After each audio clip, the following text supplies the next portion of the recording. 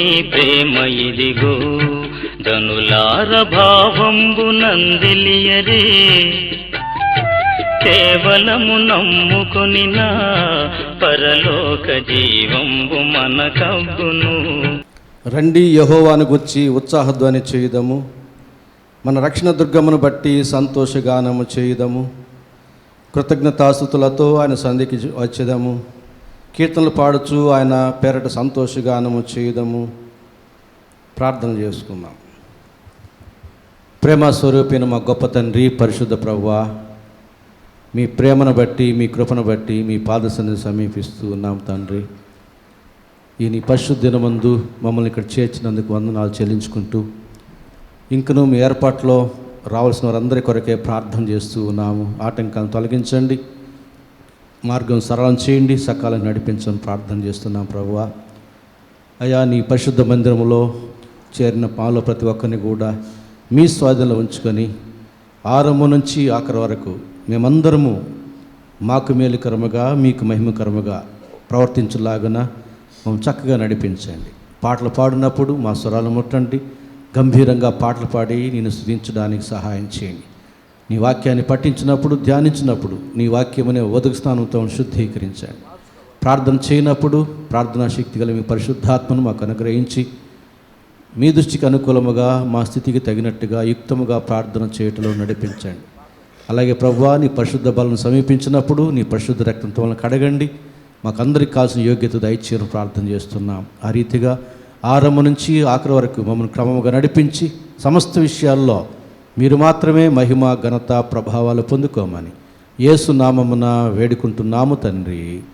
ఈ ఆరాధనా సమయంలో ఉత్తర ప్రతి భాగంగా దావీదు రాసినటువంటి 51వ పశ్చాత్తాప కీర్తనను రాజేంద్ర ప్రసాద్ గారు ఉత్తర ప్రతి భాగంగా చదువుతారు. ఈ మొట్టమొదటి పరిశుద్ధ ఆదివారపు ఆరాధనలో ఉత్తర ప్రత్యుత రీతిగా కీర్తన గ్రంథం నుండి 51 దావీదు కీర్తన చదువుకుందాం. చివరి వచనాన్ని అందరం కలిసి చదువుకుందాం. దేవా, నీ కృప చొప్పున నన్ను కరుణింపము, నీ వాత్సల్య బాహుళ్యము చొప్పున నా అతిక్రమములను తుడిచివేయము. నా దోషము పోవునట్లు నన్ను బాగుగా కడుగుము, నా పాపము పోవునట్లు నన్ను పవిత్రపరచుము. నా అతిక్రమములు నాకు తెలిసే ఉన్నవి, నా పాపం ఎల్లప్పుడూ నా ఎదుటనున్నది.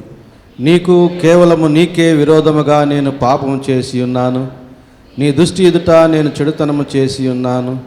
కావున ఆజ్ఞ ఇచ్చినప్పుడు నీవు నీతిమంతుడుగా అగపడదువు, తీర్పు తీర్చినప్పుడు నిర్మలుడవుగా అగపడదువు. నేను పాపంలో పుట్టినవాడను, పాపములోనే నా తల్లి నన్ను గర్భమున ధరించెను. నీవు అంతరంగములో సత్యము కోరుచున్నావు, ఆంతర్యమున నాకు జ్ఞానము తెలియజేయుదువు. నేను పవిత్రుడనగునట్లు హిస్సోపుతో నా పాపం పరిహరింపము, హిమము కంటేను నేను తెల్లగా నుండునట్లు నీవు నన్ను కడుగుము. ఉత్సాహ సంతోషములు నాకు వినిపింపుము, అప్పుడు నీ విరిచిన ఎముకలు హర్షించును. నా పాపములకు విముఖుడవు కమ్ము, నా దోషములన్నింటినీ తుడిచివేయము. దేవా, నా యందు శుద్ధ హృదయము కలుగజేయము, నా అంతరంగములో స్థిరమైన మనస్సును నూతనముగా పుట్టించుము. నీ సన్నిధిలో నుండి నన్ను త్రోసివేయకుము, నీ పరిశుద్ధాత్మను నా యొద్ద నుండి తీసివేయకుము. నీ రక్షణానందము నాకు మరలా పుట్టించుము, సమ్మతి గల మనస్సు కలుగజేసి నన్ను దృఢపరచుము. అప్పుడు అతిక్రమము చేయు వారికి నీ త్రోవలను బోధించెదను, పాపులను నీ తట్టు తిరుగుదురు. దేవా, నా రక్షణకర్తయగు దేవా, రక్తాపరాధము నుండి నన్ను విడిపింపుము, అప్పుడు నా నాలుక నీ నీతిని గూర్చి ఉత్సాహగానము చేయును. ప్రభువా, నా నోరు నీ స్తుతిని ప్రచురపడుతున్నట్లు నా పెదవులను తెరువుము. నీవు బలిని కోరువాడవు కావు, కోరుని ఎడల నేను అర్పించుదును. విరిగిన మనస్సే దేవునికి ఇష్టమైన బలులు. దేవా, విరిగి నలిగిన హృదయమును నీవు అలక్ష్యం చేయవు. నీ కటాక్షము చొప్పున సియోనుకు మేలు చేయుము, యెరూషలేము యొక్క గోడలను కట్టించుము. అప్పుడు నీతియుక్తములైన బలులను, దహన బలులను, సర్వాంగ హోమములను నీకు అంగీకృతములగును. అప్పుడు జనులు నీ బలిపీఠం మీద కోడెలను అర్పించుదురు. దేవుడు తన పరిశుద్ధ వాక్యమును దీవించి ఆశీర్వదించుగాక. ఏ వ్యక్తినైనా ఈ స్థితి ఎంతైనా ఎంతగానో ప్రేమించే ప్రేమ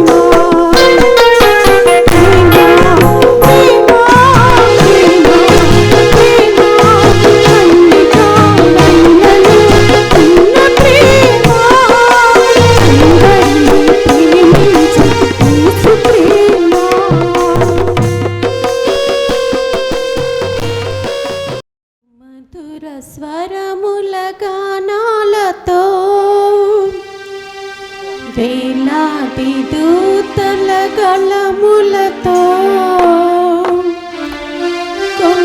కొనియాడబడుచున్న నా యేసయ్యా, నీకే నా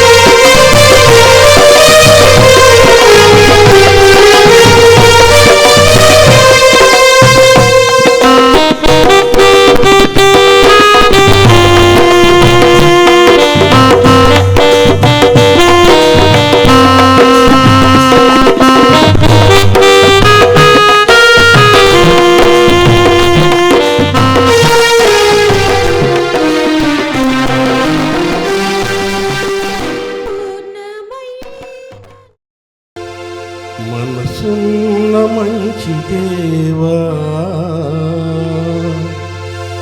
నీ మనసును నాకిచ్చావా.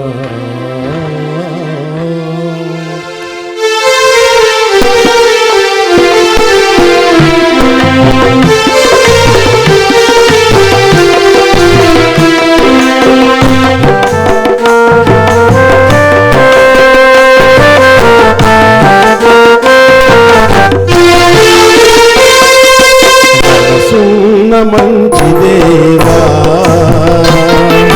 నీ మనసును నాకిచ్చావా, మనసు మలినమైన నాకై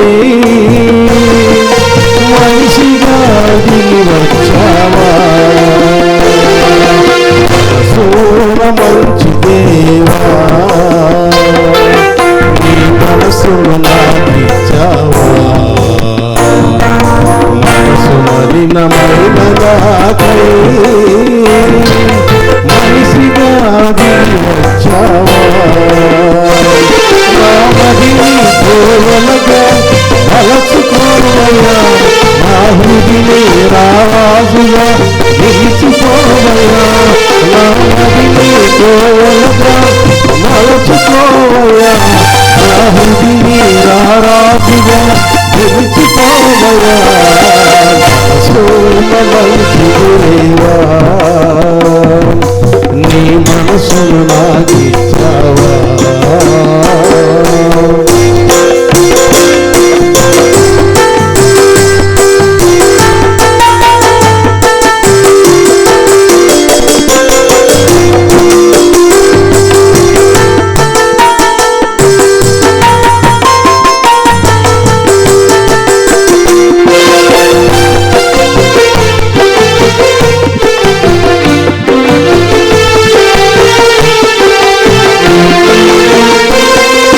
హృదయము వ్యాధితో నిండిన కపట కేంద్రము, దానిని గ్రహించుట ఎవరి సాధ్యము,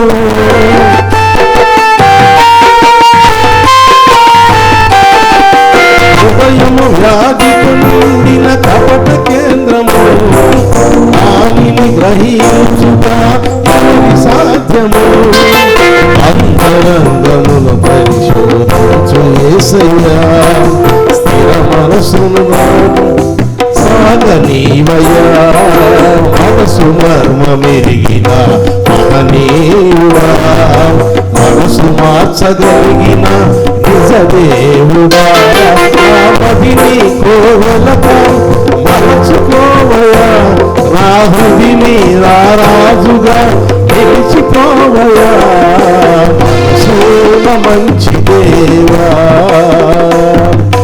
నీ మనసును నాకిచ్చావా.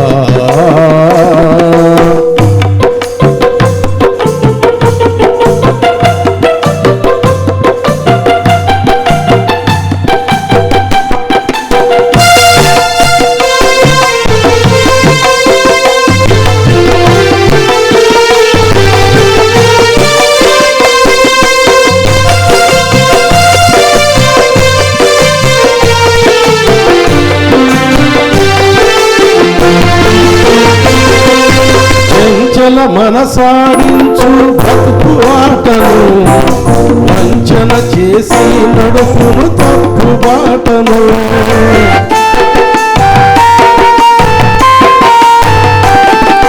చెంచల మనసాడించు బ్రతుకు ఆటను, వంచన చేసి నడుపును తప్పు బాటను, అంతరంగమును పరిశీలించు యేసయ్యా, స్థిర మనసుకు నీ దారులు సాగనీవయ్యా, అంతరంగమును పరిశీలించు యేసయ్యా, స్థిర మనసును నీ దారులు సాగనీవయ్యా, నా మదిని కోవలగా తలచుకోవయ్యా, నా హృదిని రాజుగా నిలిచిపోవయ్యా, సోమ మంచి దేవా,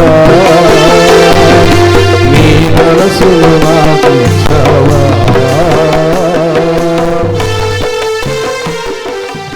రజనీ జితేష్ గారు చదువుతుండగా దయచేసి సంఘం నిలుచుండాలని మనం చేస్తున్నాను.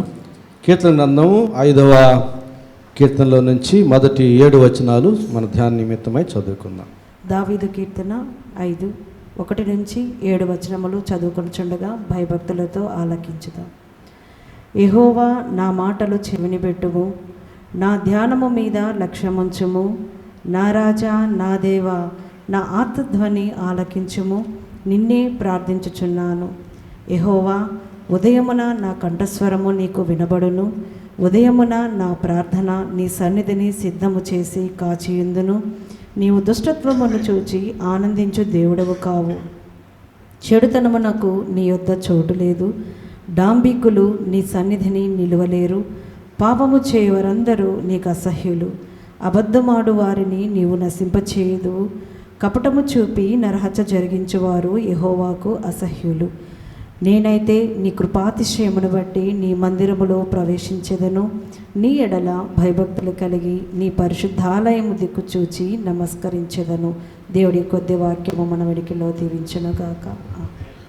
వాక్యమును యాకోబుకు తెలియజేసిన వాడని ఏ జగము తీరాగునా చేసి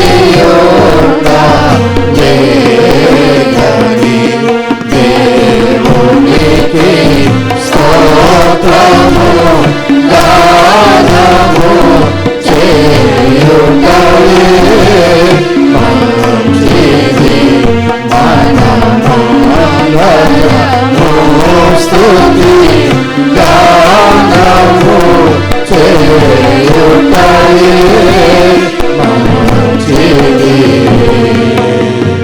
దయచేసి మన ప్రభువైన యేసుక్రీస్తు నామములో మీకు అందరికీ శుభములు తెలియజేస్తూ ఉన్నాను. ఈ పరిశుద్ధ ఆదివారపు ఆరాధనకి మిమ్మల్ని అందరినీ కూడా మన ప్రభువైన యేసుక్రీస్తు నామంలో స్వాగతిస్తూ మరొకసారి శుభములు తెలియజేస్తూ ఉన్నాను.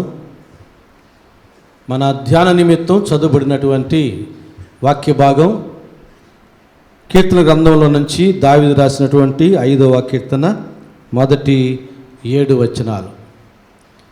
ఈ మొదటి 7 వచనాల్లో కూడా మనం ప్రాముఖ్యంగా ధ్యానం చేయబోయే వచనం ఏమిటంటే 3వ వచనం. 5వ కీర్తన 3వ వచనాన్ని మాత్రం మనం ధ్యానం చేయబోతున్నాము.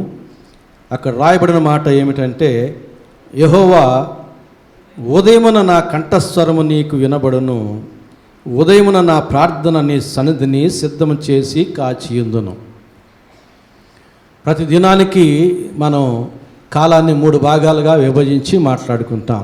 ఉదయకాలం, మధ్యాహ్న కాలం, సాయంకాలం, లేదా 2 భాగాలుగా అంటే పగలు రాత్రి. ఈ రీతిగా మనం విభజించి మాట్లాడుకుంటాం. ఉన్నటువంటి ప్రతి దినానికి ఉన్న వివిధ కాలాలలో ఉదయకాలానికి ఉన్న ప్రత్యేకతను గురించి ఇక్కడ మనం చూడబోతున్నాం. ఎందుకంటే ఈ దావీదు భక్తుడు, దేవుని హృదయానుసారుడైన దావీదు భక్తుడు, ఉదయకాలం నా కంఠస్వరము నీ వింటావు, ఉదయకాలం నా ప్రార్థన నేను నీ సన్నిధిలో కాచి ఉంటాను. మనం మామూలుగా ఉదయాన్నే ఏదైనా శుభములు మనం ఆశిస్తాం. శుభప్రదమైన విషయాలను మనం చూడాలని, శుభప్రదమైన మాటలు వినాలని మనం ఆశిస్తాం. ఒకవేళ అమంగళకరమైనటువంటి విషయాలు ఏదైనా వినాల్సి వస్తే పొద్దున్నే ఏంట్రా ఈ మాటలు వింటున్నాం, ఈ స్వరాన్ని వింటున్నాం అని మనం విచారం వ్యక్తం చేస్తాం. ఇక్కడ మరి దేవునికి పొద్దున్నే నా కంఠస్వరం నీకు వినిపిస్తానంటున్నాడు. పొద్దున్నే మనం ఏమి వినాలని ఆశిస్తాం? శుభకరమైన మాటలు వినాలని ఆశిస్తాం. మంచి మాటలు, మనకు సంతోషాన్ని ఇచ్చే మాటలు వినాలని ఆశిస్తాం. అలాగే దేవునికి కూడా దేవుడు ఆనందించేటటువంటి మాటలే కదా మనం వినిపించాలి. అది ఉదయకాలమే అంటున్నాడు. దావీదుకి ఎంత నమ్మకమో చూడండి. దావీదు అనుకుంటూ ఉంటాడు, నా మాటలు దేవుడు పొద్దున్నే వినడానికి ఆశిస్తూ ఉంటాడు. పొద్దున్నే నా మాటలు వింటే, నా ప్రార్థన వింటే దేవుడు ఆనందిస్తాడు అని నమ్మినవాడుగా ఈ మాటలు చెబుతున్నాడు.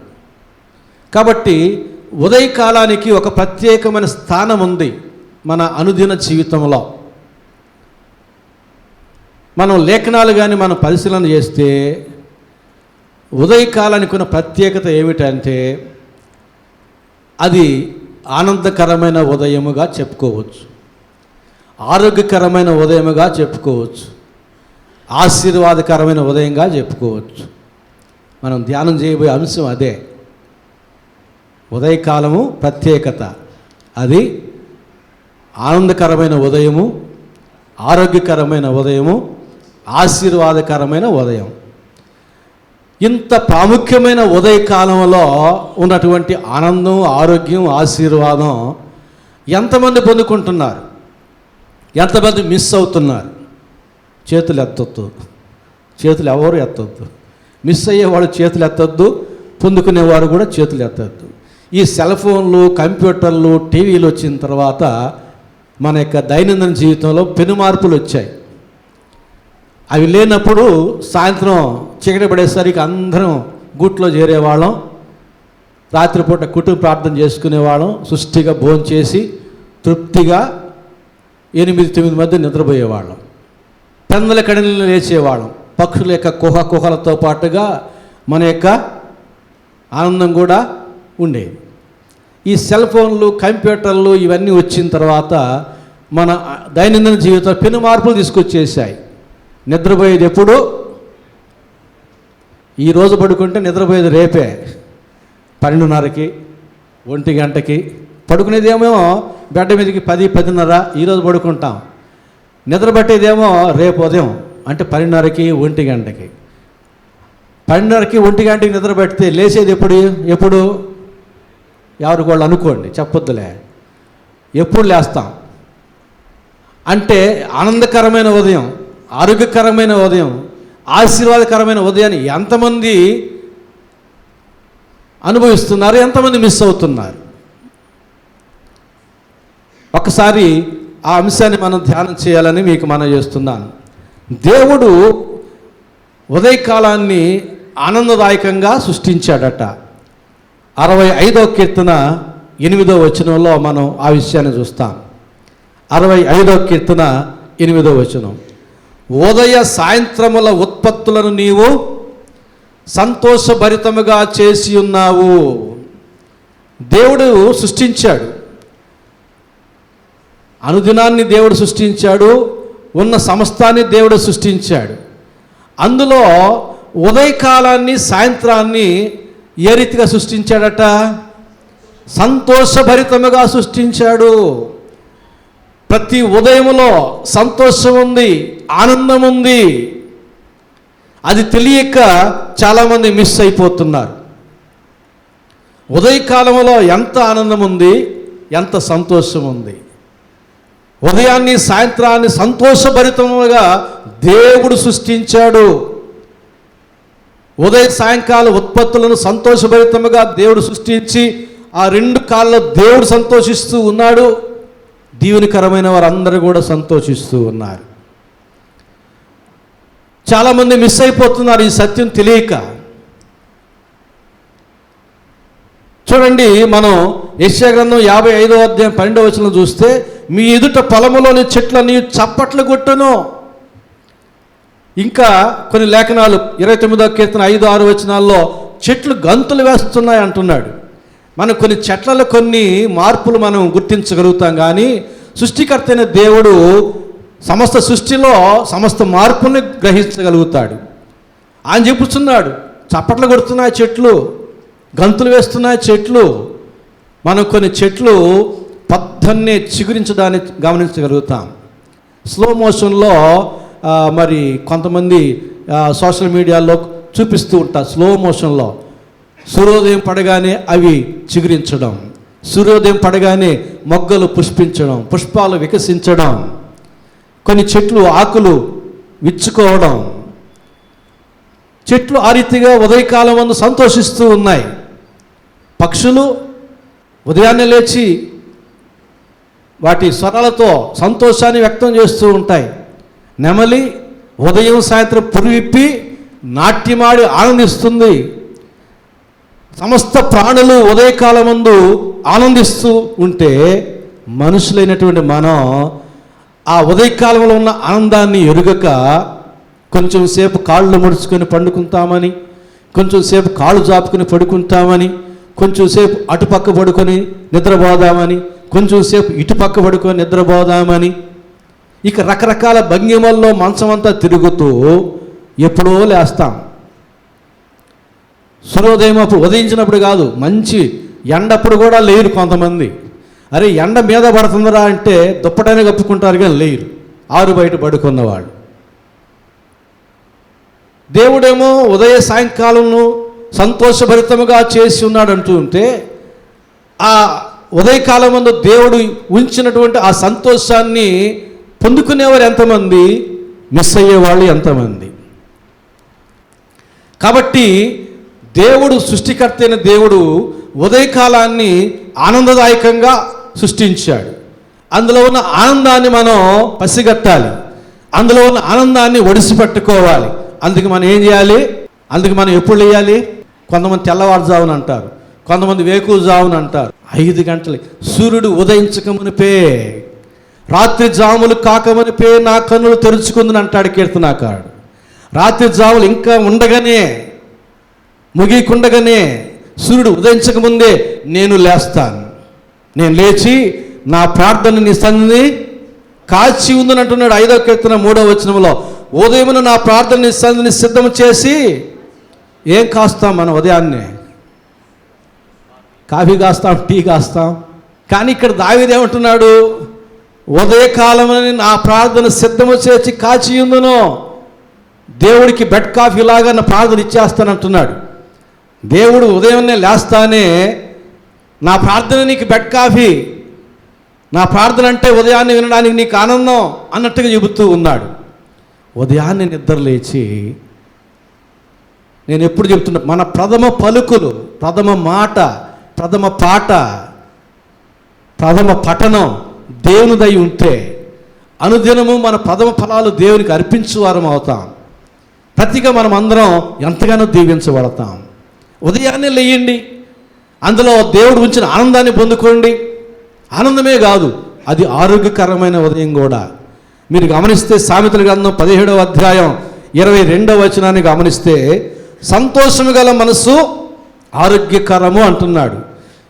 ఉదయాన్ని ఆనందదాయకంగా సృష్టించాడు. ఆ ఆనందంలో ఏముంచాడు?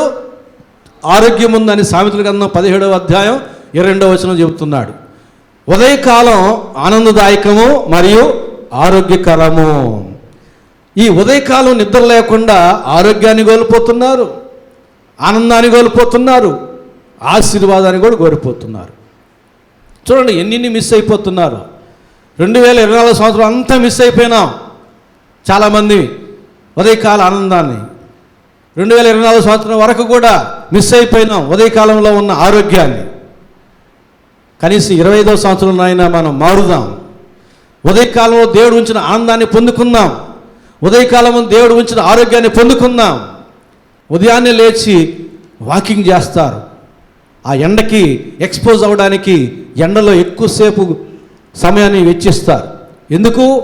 ఉదయకాలం ఎండలో, సాయంత్రపు ఎండలో ఆరోగ్యం ఉందని డాక్టర్లు కూడా చెబుతారు.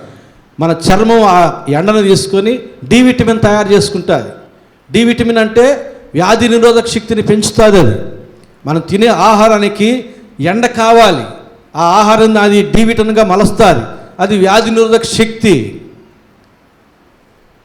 వచ్చే వ్యాధులతో పోరాడుతుంది. అది మనం ఏ వ్యాక్సినేషన్ అక్కర్లేదు. డి విటమిన్ మనకు 80 to 100 కానీ ఉంటే చాలు, మనకు చక్కగా ఆరోగ్యం బాగుంటుంది. కాబట్టి దేవుడు సృష్టించిన ఉదయము సాయంత్రపు కాలాల్లో ఆనందం ఉంది, ఆరోగ్యం ఉంది. అందుకని నెమలి పురివిప్పి ఉదయం సాయంత్రం పురివిప్పి నాట్యం ఆడుతుంది, ఆనందిస్తుంది. వాటికి తెలుసు ఉదయం సాయంత్రం దేవుడు ఉంచిన ఆనందం, ఆరోగ్యం. ఉదయకాలం లేస్తే అది ఆనందకరమైనదిగా ఉంటుంది. ఉదయకాలం ముందు నీవు ఆరోగ్యాన్ని కూడా పొందుకుంటావు. ఉదయాన్నే లేయడం అనేది నీకు ఆనందాన్ని ఇస్తుంది, ఆరోగ్యాన్ని ఇస్తుందని దేవుడు వాక్య భాగంలో తెలియజేస్తున్నాడు. అలాగే 19వ కీర్తనలో కొన్ని వచనాలు చదువుతాను చూడండి. 19వ కీర్తన 1వ వచనం, ఆకాశంలో దేవుని మహిమను వివరించుచున్నవి, అంతరిక్షం ఆయన చేతి పని ప్రచురపరుచుచున్నది. 4వ వచనం నుంచి, వాటి కొలనూలు భూమి ఎందంతటా వ్యాపించి ఉన్నది, లోక దిగంతముల వరకు వాటి ప్రకటనలు బయలు వెళ్ళుచున్నవి. వాటిలో ఆయన సూర్యునికి గుడారము వేసెను. అతడు తన అంతఃపురముల నుండి బయలుదేరి పెండ్లి కుమారుని వలె ఉన్నాడు. సూర్యుడు పరిగెత్త ఉల్లసించున్నట్లు తన పదమునందు పరిగెత్త ఉల్లసించుచున్నాడు. అతడు ఆకాశమున ఈ దిక్కు నుండి బయలుదేరి ఆ దిక్కు వరకు దాని చుట్టూ తిరిగి వచ్చుచున్నాడు. అతని వేడిమికి మరుగైనది ఏదీ లేదు. ఎవరంటే తిరుగుతూ ఉండేది ఇక్కడ? ఆ దిక్కు నుండి ఈ దిక్కుకి సూర్యుడు. కానీ మన సైన్స్ ఏం చెప్తుంది? భూమి తిరుగుతుంది అంటుంది. ఈ రెండిట్లో ఏది కరెక్టు అనే ప్రశ్నే తప్పు. ఈ రెండు కరెక్టే. మనది గ్లోబల్ వ్యూ. భూమి మీద నిలబడి సూర్యుని చూస్తే ఆయన తిరుగుతున్నట్టుగా ఉంటాడు. ఆకాశంలోకి వెళ్ళి భూమిని చూస్తే భూమి తిరుగుతున్నట్టుగా ఉంటుంది. దేవుని యొక్క సృష్టి చాలా ఆశ్చర్యకరమైనది. మనకు విమానంలో పోయేటప్పుడు పైలట్ వ్యూ అని, బర్డ్ వ్యూ అని, శాటిలైట్ వ్యూ అని రకరకాల వ్యూస్లో మనం చూపిస్తుంటారు అప్పుడప్పుడు సోషల్ మీడియాలో కూడా. లాస్ ఏంజల్స్ తగలబడేటప్పుడు కూడా గ్లోబల్ వ్యూ చూపించారు, బర్డ్ వ్యూ చూపించారు. పైనుంచి చూస్తే ఎట్లా కనబడుతుంది, మరి మానవ దృక్పథంలో ఎట్లా కనబడుతుంది ఆ తగలబడ్డం అనేది. అట్లా ఆకాశం నుండి చూస్తే భూమి తన చుట్టూ తాను తిరుగుతూ సూర్యుని చుట్టూ తిరుగుతుంది అనేది మనకు అర్థమవుతుంది. భూమి నుంచి చూస్తే సూర్యుడు తిరుగుతున్నట్టుగా అనిపిస్తుంది. అది ఇక్కడ చెప్పింది. అంతేగాని బైబిల్ రాయబడి ఈ మాట తప్పు అని కాదు, లేదా సైన్స్ తప్పు అని కాదు, రెండు కరెక్టే. కాబట్టి సూర్యుడు ఈ దిక్కు నుండి ఆ దిక్కునికి వెళుతున్నాడంటే కారణం ఏమిటి? అందరికీ ఉదయకాల ఆనందం, ఉదయకాలంలోని ఆరోగ్యం అందరికీ ఇవ్వాలని దేవుని ఉద్దేశం. ఏ భేదము లేకుండా, ఏ పక్షపాతం లేకుండా ఉదయకాలంలో దేవుడు ఉంచినటువంటి ఆనందాన్ని, ఆరోగ్యాన్ని అందరికీ ఇవ్వాలని ఆయన ఆశిస్తూ ఉన్నాడు. కానీ ఎందరు పొందుకుంటున్నారు? ఎందరు ఉదయకాలాన్ని లేచి ఆ యొక్క ఆనందాన్ని, ఆరోగ్యాన్ని పొందుకుంటున్నారు? ఒకసారి ఆలోచన చేసుకోవాలి. ఉదయకాలం ఆనందదాయకమే కాదు, ఆరోగ్యదాయకమే కాదు, అది ఆశీర్వాదకరమైనది కూడా. చూడండి, ఉదయకాలంలో దేవుడు దాచి ఉంచినటువంటిది ఆనందము, ఆరోగ్యము, ఆశీర్వాదం కూడా. లేఖనాలు మనం చూస్తే 57వ కీర్తన 8వ వచనంలో, నా ప్రాణమా మేలుకొనుము, స్వరమండలమా సితారా మేలుకొనుడి, నేను వేకువనే లేచేదను. ఎప్పుడు లేస్తానంటున్నాడు? వేకువనే లేచేదను. రాత్రి జాములు ఇంకా మిగిలి ఉండగానే సూర్యుడు ఉదయించక మునిపే నేను లేస్తాను. కాబట్టి నా స్వరమండలమా సితారా మీరందరూ కూడా మేల్కొనండి, దేవుని మనము స్తుతించెదము అని ఆయన లేచి అనేక మందిని లేపేటటువంటి వ్యక్తిగా కనబడుతూ ఉన్నాడు. ప్రసంగి గ్రంథం 10వ అధ్యాయం, ఇదివరకు కూడా ఒకసారి జ్ఞాపకం చేశాను. ప్రసంగి గ్రంథం 10వ అధ్యాయం 16వ వచనం నుంచి కొన్ని వచనాలు చదువుతాను. ప్రసంగి గ్రంథం 10వ అధ్యాయం 16వ వచనం నుంచి చూడండి. దేశమా దాసుడు నీకు రాజు అయ్యుండుటయు, ఉదయముననే భోజనమునకు కూర్చుండేవారు నీకు అధిపతులై ఉండుటయు నీకు అశుభము. ఓట్లేసేటప్పుడు ఇవన్నీ పరీక్ష చేయండి. దేశము ఏలడానికి వచ్చేటువంటి వారు వస్తారు కదా, వారికి ఓటేసేటప్పుడు ఆలోచన చేయండి. దేశమా దాసుడు నీకు రాజు అయ్యుండుటయు, ఉదయముననే భోజనమునకు కూర్చుండేవారు నీకు అధిపతులై ఉండుటయు నీకు అశుభము. దేశమా నీ రాజు గొప్ప ఇంటివాడై ఉండుటయు, నీ అధిపతులు మత్తులగుటకు కాక బలమునందుటకై అనుకూల సమయమున భోజనమునకు కూర్చుండి వారై ఉండుటయు నీకు శుభము. భోజనానికి ఎప్పుడు కూర్చోవాలండి? అనుకూల సమయం. ఉదయం కానీ, మధ్యాహ్నం కానీ, రాత్రి కానీ అనుకూల సమయంలో భోజనం చేయాలి. అనుకూల సమయంలో నిద్రపోవాలి. అనుకూల సమయంలో నిద్రలు వేయాలి. వాటికి ముహూర్తాలు లేవు. మనకు బయో క్లాక్ ఉంటుంది. మన శరీరమే మనకు చెప్తుంది ఏది అనుకూలమైన సమయం అని. ఆకలేసిందా అణిచివేయకండి, ఆలస్యం చేయబాకండి, వెంటనే తినండి. అదే బయో క్లాక్. నిద్ర వచ్చిందా నిద్రపోండి. దాన్ని లైట్లు వేసుకొని పేపర్ చదువుతూ, పుస్తకాలు చదువుతూ, బలవంతంగా సెల్ ఫోన్ చదువుతూ ఆ నిద్రని మీరు ఇంకా నిర్లక్ష్యం చేయకండి. మనకు బయో క్లాక్, శరీరం అడుగుతుంది నిద్రపో అని, తిను తాగు అని అది చెబుతుంది. అది అనుకూల సమయంలో మనం అన్నపానం స్వీకరించాలి, నిద్రపోవాలి, నిద్రలేయాలి. అట్టివారు దేశంలో ఉండుట శుభము. ఇంకా 18వ వచనం, సోమరితనము చేత ఇంటి కప్పు దిగబడిపోవును, చేతుల బద్ధకము చేత ఇల్లు కురియును. మళ్ళా చదువుతాను 18వ వచనం. సోమరితనము చేత ఇంటి కప్పు దిగబడిపోవును, చేతుల బద్ధకము చేత ఇల్లు కురియును. వేకునే లేచేవారి ఇల్లు అట్లా ఉండదు. బద్ధకంగా ఉంటారే, వేకుజాము లెయ్యరే, అలాంటి ఇంటిలో సోమరితనం వాళ్ళు ఉంటారు కాబట్టి దరిద్రం తాండవిస్తూ ఉంటుంది. విస్తారమైన ధనం ఉండవచ్చు, ఏదో ఒక రూపంలో దరిద్రం తాండవిస్తూ ఉంటుంది నిద్రమత్తు కలిగిన వారి యొక్క ఇంటిలో, వారి జీవితాల్లో. అందుకు లేఖనాలు చూద్దాం. సామెతల గ్రంథం 23వ అధ్యాయం 21వ వచనం 2వ భాగంలో, నిద్రమత్తు చింపిరి గుడ్డలు ధరించుటకు కారణమగును. నువ్వు భాగ్యవంతుడివైనా సరే, నీకు ఎంత ఐశ్వర్యం ఉన్నా సరే, నీవు నిద్రమత్తుగా ఉన్నావా, నీవు చిరిగిపోయిన బట్టలే. వాటిని కుట్టించుకోవాలన్నా నీకు ఒళ్ళు బద్ధకమే. కొత్తవి కొనుక్కొని కుట్టించుకోవాలన్నా నీకు ఒళ్ళు బద్ధకమే. వాటినే వాడి వాడి వాడి చింపిరి గుడ్డలే. నీ నిద్రమత్తు నీకు చింపిరి గుడ్డలకు దారి తీస్తుంది. మంచి బట్టలే ఉండవు, ఆ చిరిగిపోయినటి.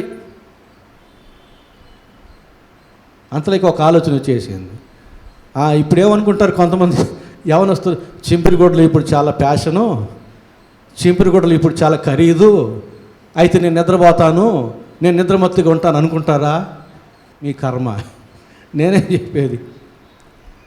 చెప్పేది బాగున్న గుడ్డలు కూడా దించుకుంటా ఉన్నారు. బాగున్న గుడ్డలు కూడా దించుకొని పెద్ద ఫ్యాషన్ లెక్కలో వస్తూ ఉన్నారు. చిరిగిపోయిన గుడ్డలు, నిండుగా వస్త్రం ఉంటే ఎంత పండగ. కాబట్టి నిద్రమత్తు చింపిరి గుడ్డలకు దారి తీయను, అతి నిద్రాల్లోలుడు. సాహిత్యంలో మనకు వినబడే మాట, అతి నిద్రాల్లోలుడు తెలివి తక్కువ మూర్ఖుడు.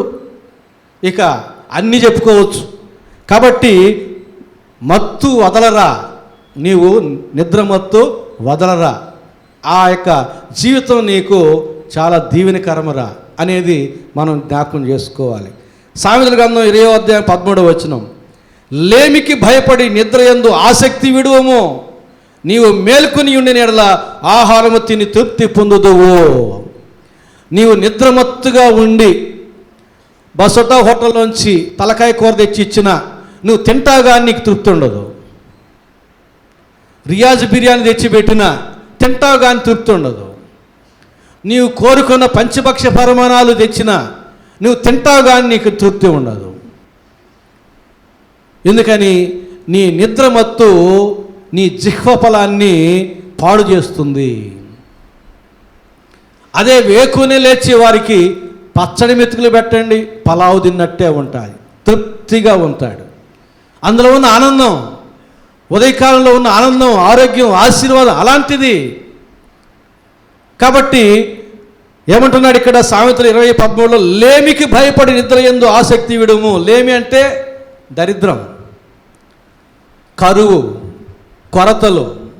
లేమికి భయపడి నీవు నిద్రయందు ఆసక్తి విడుము. నీ ఆసక్తి నిద్రపోవడానికి కాదు, నిద్ర లేయడానికి ఉండాలి.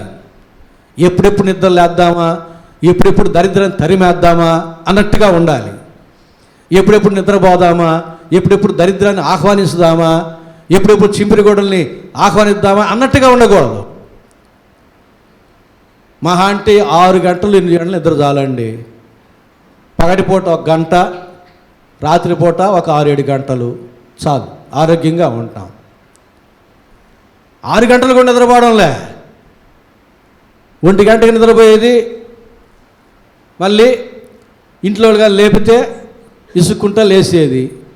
చదువుకోమంటే పేజీ మారుతుంది, గంట అయినా అదే పేజీ ఉంటుంది. ఇంకేంది వాళ్ళు చదివేది? పేజీలు మారితే కదా చదువుతా ఉన్నట్టు లెక్క. పేజీ అట్లాగే ఉంటుంది, కళ్ళు తెలుసుకునే ఉంటారు, చదువుతున్నట్టుగానే ఉంటారు. కాబట్టి మనం లేమికి భయపడి నిద్రయందు ఆసక్తి విడుము. నీకు దరిద్రం ఉండకూడదు అనుకుంటే, నీలో ఉన్న దరిద్రం పోవాలనుకుంటే నీవు ఎప్పుడు చేయాలి? వేకునే లేయాలి, తెల్లవారుజామునే లేయాలి, పొద్దున్నే లేయాలి, ఎండబడక మునిపే లేయాలి, సూర్యుడి కంటే ముందే లేయాలి. నా ప్రాణమా మేలుకొనము, సితారా మేలుకొనము, స్వరమండలమా మేలుకొనము, నా దేవుని సన్నిధిలో నా ప్రార్థన సిద్ధము చేసి కాచి ఉందును. పొద్దున్నే దేవుడు తన ప్రజల యొక్క స్వరం వినడానికి, ఆనందించడానికి ఇష్టపడుతూ ఉంటే నువ్వు ఎప్పుడు నీ స్వరాన్ని వినిపిస్తున్నావు? ఎండబడా దేవుడికి అప్పుడు ఇష్టపడదు.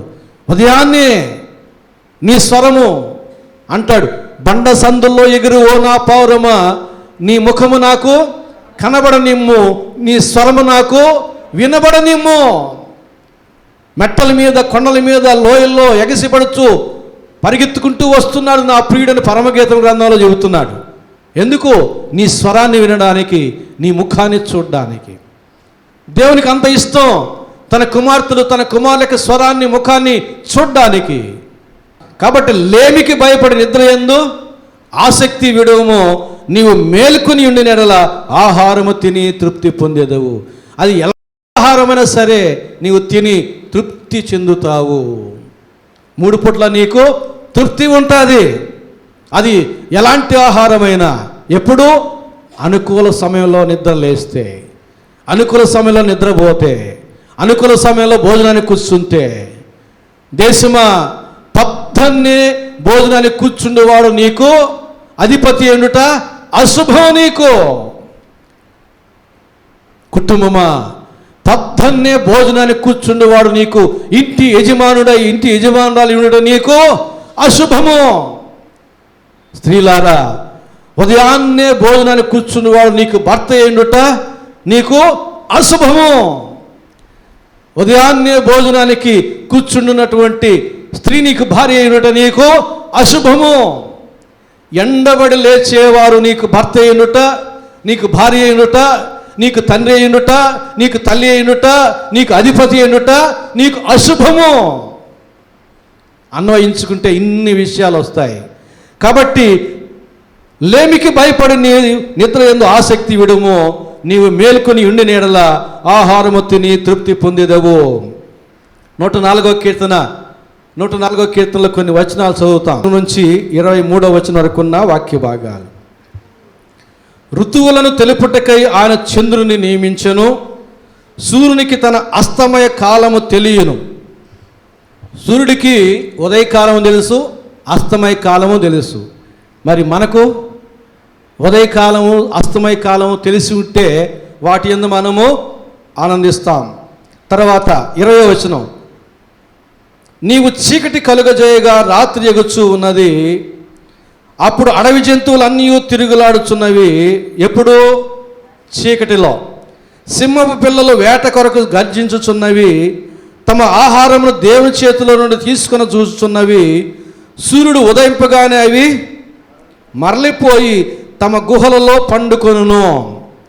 సూర్యోదయం అయినప్పుడు కూడా పండుకునేది ఏమిటి? సింహపు పిల్లలు అంటే లయన్స్. సూర్యోదయం అయినా కూడా ఇంకా నిద్రపోయే బిడ్డలు మన ఇంట్లో ఉండాలంటే వాళ్ళందరూ కూడా లయన్సే. లయన్స్ అనుకుంటే బాగుంటుంది. ఇంకొక మాట కూడా అనుకుందాం కింద 23వ వచనం, సాయంకాలం వరకు పాటుపడి తమ పనులు జరుపుకున్నట్టుగా మనుషులు బయలు వెళ్ళదు. ఉదయం నుంచి సాయంత్రం వరకు తమ పని పాటలు జరుపుకునే వాళ్ళు ఎవరు? మనుషులు. అట్లా జరుపుకొని వారు లైన్స్. లైన్స్ అనకుండా వాటిని ఏమన్నాం? జంతువులు అందాం. ఆ మాట బాగుంటుందా? ఉదయం నుంచి సాయంత్రం వరకు మనుషులు పని పాటలు జరుపుకుందరు. ఎవరైతే ఉదయాన్నే లేచి సాయంత్రం వరకు పని పాటల్లో ఉంటారో వాళ్ళందరూ మనుషులు దేవుడి దృష్టిలో లెక్క. ఎవరైతే ఉదయాన్నే లేయరో, ఉదయం నిద్రపోతూ ఉంటారో వాళ్ళు సింహాలు దేవుని దృష్టిలో. లయన్స్ తెలుగులో అయితే జంతువులు. కాబట్టి దేవుడు ఉదయకాలాన్ని ఆనందదాయకంగా, ఆరోగ్యకరంగా, ఆశీర్వాదకరంగా చేశాడు. కనుక ఉదయాన్నే లేచామంటే అందులో ఉన్న ఆనందం మందే, అందులో ఉన్న ఆరోగ్యం మందే, అందులో ఉన్న ఆశీర్వాదం కూడా మందే. ఉదయం నిద్రపోతున్నామంటే అందులో ఆనందం పోగొట్టుకున్నాము, ఆరోగ్యాన్ని పోగొట్టుకున్నాము, ఆశీర్వాదం పోగొట్టుకున్నాము. నేను ఒక చిన్న పాట పాడతా. ఆంధ్రకాష్టి కీర్తన 41వ పాట. మేలుకొనరే మీ మనంబుల మేలిమిగ మీ మేరదాపక పాలుమాలక లేచి దేవుని పాదములు పూజింపగ్రక్కునా మేలుకొనరే. దేనికి మేలుకోమంటున్నాడు? దేవుని పాదాలను పూజించడానికి మేలుకోమంటున్నాడు అంతే. అమ్మా బెడ్ కాఫీ అని కాదు, బెడ్ కాఫీ కోసం కాదు, దేవుని పాదాలను పూజించడానికి మేలుకొనరే అంటున్నాడు. ఇంకా ప్రోత్సాహకరమైన మాట ఏం చెప్తున్నాడంటే, దిక్కులెల్లను తేజరిల్లెను దినకరుండు దయింపనయ్యెను. దిక్కులెల్లను తేజరిల్లెను దినకరుండు దయింపనయ్యెను. మృక్కులకు ప్రతిఫలమునిచ్చెడు మూలకర్తను కొలువు సేయగా మేలుకొనరే. ఎందుకు మేలుకోమంటున్నాడు? మృక్కులకు ప్రతిఫలం ఇచ్చేటటువంటి మూలకర్తను కొలువు సేయగా. నీవు ఉదయాన్నే ప్రార్థన చేస్తే ప్రతిఫలం ఇస్తాడు కదా, అలాంటి దేవునికి ప్రార్థన చేయడానికి మేలుకోమంటున్నాడు. అక్కడ ఆయన లేపుతారు మేలుకోవయ్యా అని, ఇక్కడ దేవుడు మనల్ని లేపుతున్నాడు మేలుకోండి అని. తర్వాత ఇంకా ఏం చెప్తున్నాడు? ఇంకా అప్పటికి నిద్రపోయే వాళ్ళకి బుద్ధి చెప్పడానికి ఏమంటున్నాడంటే, పక్షులెల్లను కిలకిలంచును ప్రభుని మహిమలు బల్కదొడగెను. పక్షులెల్లను కిలకిలంచును ప్రభుని మహిమలు పల్కదొడగెను. రాక్షకుని సకలోపకృతులను రమ్యముగా నుతించి పాడగా మేలుకొనరే. దేనికి మేలుకోమంటున్నాడు? అరే బుద్ధి లేనోడా, సూర్యోదయమైనా కూడా నిద్రపోతున్నాడా? పక్షులన్నీ లేచి కిలకిలా రావాలు చేస్తూ ప్రభుని మహిమపరుస్తూ ఉన్నాయి. నీకేం పోయే కాలం వచ్చింది? నీవు కూడా రక్షకుని సకలోపకృతులను రమ్యముగా పాడడానికి లేరా నాయనా అని చెప్పి అంటూ ఉన్నాడు. అందుకు మేలుకోవాలి. చివరిగా, నిదురబోయిన వేళ మిమ్మొక నిమిషమైనను బాసియుండక. నిదురబోయిన వేళ మిమ్మొక నిమిషమైనను బాసియుండక. పదిలముగా రక్షించు దేవుని ప్రాస్తుతింప మహాముదంబున మేలుకొనరే. ఎందుకు మేలుకోమంటున్నాడు? నువ్వు నిద్రపోయేటప్పుడు రాత్రిపూట నిమిషమైనా నిన్ను ఎడబాయకుండా నిన్ను కాచినాడు కదా, ఆ దేవునికి స్తుతులు చెల్లించడానికి మేలుకోరా నాయనా అంటున్నాడు. రాత్రి నిద్రపోయావు, పక్కనే సైకో సాంబా ఉన్నాడు, ఎవరు మింగుదునాన్ని కాచుకుని ఉన్నాడు సైతానుడు. వాడు సిద్ధంగా ఉన్నాడు నిన్ను మింగడానికి, కానీ నిమిషము కూడా నిన్ను బాసి ఉండకుండా దేవుడు నిన్ను కాచి కాపాడాడు కదా, ఆ దేవుణ్ణి స్తుతించడానికి మేలుకోనాయన అంటున్నాడు. కాబట్టి ప్రభువునందు ప్రియులారా, ఉదయకాలంలో ఉన్న ఆనందాన్ని, ఉదయకాలంలో ఉన్న ఆరోగ్యాన్ని, ఉదయకాలంలో ఉన్న ఆశీర్వాదాన్ని మనం సొంతం చేసుకోవాలంటే సూర్యోదయానికంటే ముందుగానే లేయాలి. నీవు తిన్నదాని వల్ల నీవు తృప్తి పొందాలంటే నీవు సూర్యోదయానికంటే ముందుగానే లేయాలి.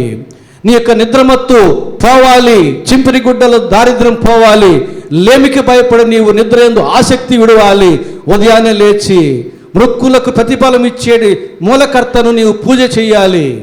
నీ ప్రథమ పఠనం బైబిల్ అయి ఉండాలి, నీ ప్రథమ పాట దేవునిదై ఉండాలి, నీ ప్రథమ పలుకులు దేవునికే సమర్పించాలి. ఆ రీతిగా అనుదినము నీ జీవితంలోని ప్రథమ ఫలాలు దేవునికి అర్పించి ప్రతిగా దేవుడిచ్చే ప్రతిఫలాలు నీవు అనుదిన ఆశీర్వాదాలు పొందుకోవాలి. అట్టి వారి పట్ల దేవుడు ఆనందిస్తాడు. 5వ కీర్తన 3వ వచనం ఏం చదువుకున్నాం? ఉదయముననే ప్రారంభంలో చదువుకున్న మాట చివరిలో చదువుకుని ముగించుకుందాం. యెహోవా, ఉదయమున నా కంఠస్వరము నీకు వినబడును, ఉదయమున నా ప్రార్థన నీ సన్నిధిని సిద్ధము చేసి కాచియుందును. ఉదయాన్నే నీ కంఠస్వరం పక్కింటోళ్ళు కాదు, నీ దేవుడు వినాలి. ఉదయాన్నే నీ కంఠస్వరం నీ దేవుని వినాలి. దేవుడు ఆనందిస్తాడు, నిన్ను కూడా ఆనందింపజేస్తాడు. ఆనందం, ఆరోగ్యం, ఆశీర్వాదం నీ సొంతం అవుతుంది. ఉదయాన్నే లేచి దేవునికి స్తుతులు చెల్లించు. రాత్రి అంతా నిన్ను కాచి కాపాడాడు. నిమిషమైనను నువ్వు ఎడబాసి ఉండక కాచి కాపాడాడు. ఉదయాన్నే లేచి థ్యాంక్స్ చెప్పవా? ఉదయాన్నే లేచి దేవునికి వందనాలు చెప్పవా? ఎప్పుడు చెప్తావు? ఎండబడిన తర్వాత చెబుతావా? అందరూ చెప్పి అయిపోయిన తర్వాత చెబుతావా?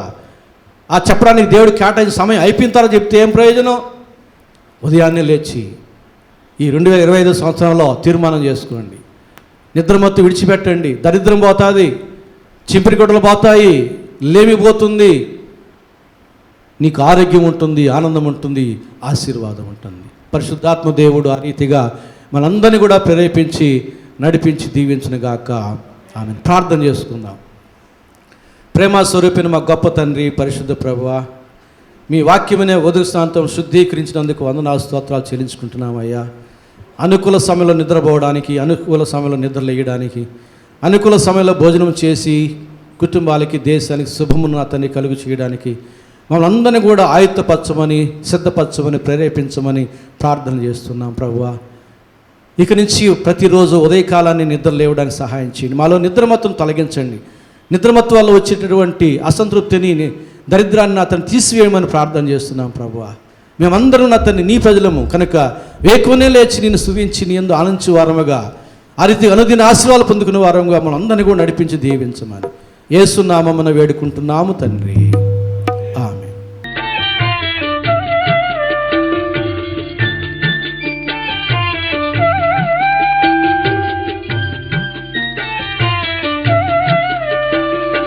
దేవుని ప్రేమ ఇదిగో ధనులార భావంబు నందిలియరే, కేవలము నమ్ముకొనినా పరలోక జీవంబు మనకబ్బును, పరలోక జీవంబు మనకబ్బును.